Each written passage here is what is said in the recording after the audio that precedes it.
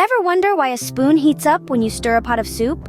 Or why the handle of a metal pan gets hot when you're cooking? Well, it's all because of something called conductivity. Conductivity, in simple terms, is the ability of a material to transfer heat or electricity. Think of it like a relay race, where energy is the baton being passed from one particle to another. Now, here's an interesting question. Which metal do you think conducts heat the most? Is it copper, silver, gold, aluminum, iron, or lead? Picture this. There's a race between 6 animated metal bars, all lined up at the start line.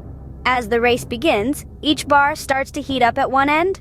The heat races along each bar like a sprinter dashing towards the finish line. And the winner is, drumroll please, silver. Yes, silver is the most heat-conductive metal. But why is that? Well, it's all about the atomic structure. The atoms in silver are arranged in such a way that they allow heat energy to pass through them quickly and easily. It's like they've built a super-fast highway for the heat to travel on. Interestingly, other metals like copper and gold also have good conductivity. Copper, for example, is used in cooking utensils and electrical wiring due to its excellent ability to conduct heat and electricity. Gold, on the other hand, is used in electronics because it doesn't corrode.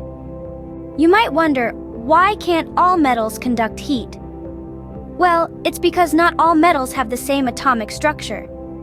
Some metals, like lead, have atoms that aren't as good at passing on heat energy, which makes them poor conductors. And then there are materials like rubber and wood, which are even worse at conducting heat. Their atomic structure is such that they are more like a traffic jam than a highway for heat energy.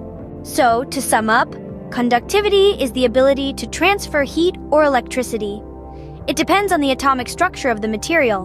Metals like silver, copper, and gold are excellent conductors, while others like lead are not. And materials like rubber and wood are poor conductors. And that, my curious friends, is the fascinating world of conductivity. So the next time you stir a pot of soup or hold a pan by its handle, remember, it's all about conductivity.